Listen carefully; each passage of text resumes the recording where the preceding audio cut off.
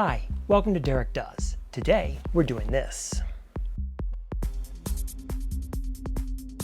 This is a Merrow M3Q3, commonly known as a crochet or shell stitch machine.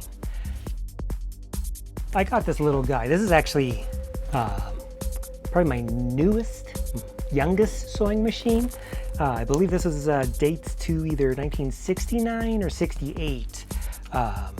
It's the Merrow, which isn't a real common sewing name for people that aren't really in the know for industrial machines, because usually it's Singer or it's Juki or it's Union Special or something. But Merrow basically makes one machine that does, it does different things, but it was always an overlock machine, but they do different things. This particular one's kind of a special one because it does what's called a shell stitch, which is a really cool design, but it still locks the edge of the fabric. And I'll show you that pretty soon coming up. I picked up this machine, when it was back when I lived in Los Angeles. There was a specialty sewing shop, basically. It was a small factory, and all they did was specialty edges. They had like spaghetti machines, and they had this machine, and they had any sort of fancy edge. That's what they did. They just did fancy edges for other people. And the shop had closed up, and I only had a certain amount of money with me when I went, because I was kind of like, I didn't know what was there, and I was able to go in there, and I bought, I think, 4 machines there, and I had already spent everything I had. I could have spent a ton of money there if I had it, but I didn't have that sort of money for these really cool machines that you could only find. I mean, they're pretty hard to find. But I'm going to show you this one. I'm going to show you how it works. It's a fantastic condition, and you'll see as I get some close-ups and everything on it, and we'll show you what a shell stitch Merrow sewing machine looks like. So here's the machine. It's a pretty simple, it's a nice little guy.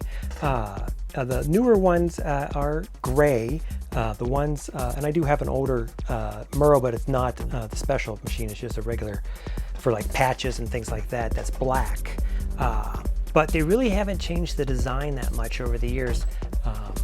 As you can see, it's really small, simple, but a really cool machine. This one is a self-oiler, which is pretty uncommon for me, because mostly I don't even bother with the self-oilers. But and when I say self-oiler, I mean you open this up here and you put your oil in, and you close it, and as the machine needs oil through your gauge, it will oil the machine internally.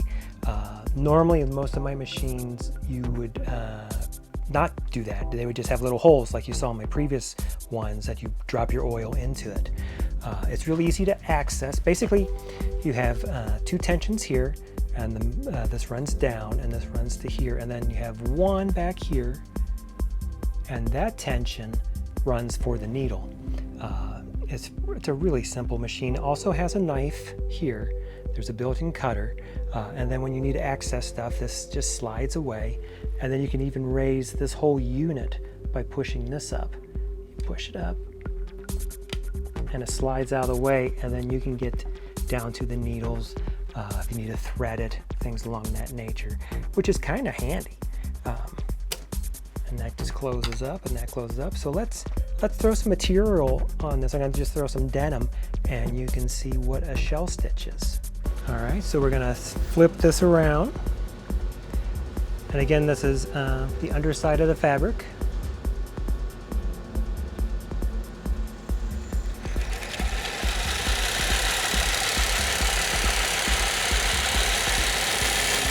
And it can go quite fast, actually. But look at that lovely chain, or a shell stitch there. And they call it a shell stitch because it actually looks like little shells. So this would be really nice. And I know there's some denim makers that actually use this a lot. Just because it's unusual. It's kind of easy to do. It does the same as if you just had like an older overlock machine that would do that. But why not make it a little fancy? So here you can see the underside, and this is the one we just did, and just how pretty that is.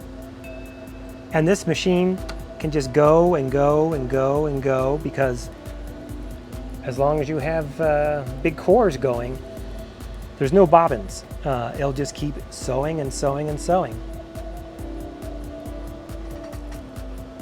And you can see already all the little pieces that it's cut off. Normally you would have a hole here on a machine, and it would slide out here and it would go into a little chute, and then it'd go into a trash can.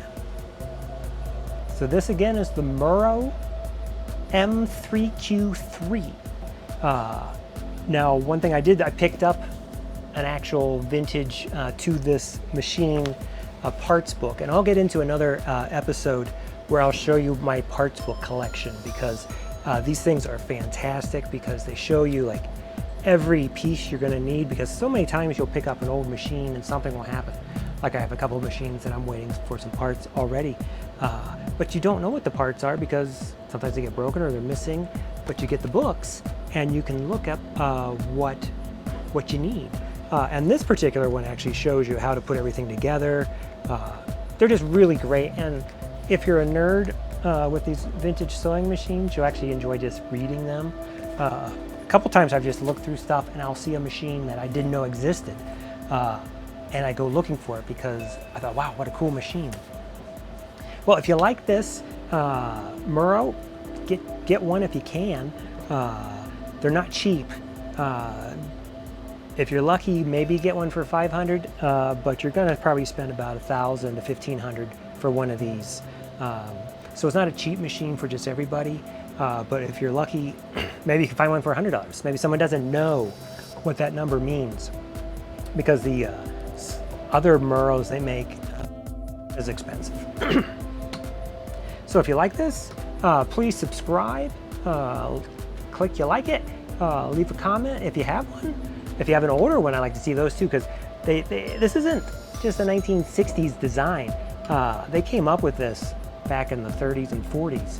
So I actually would like an old black one, but I don't have it. I have this one, so I'll just live with this for now until I find the old black Merrow that does the same thing. So hope you enjoyed it, and I'll see you next time.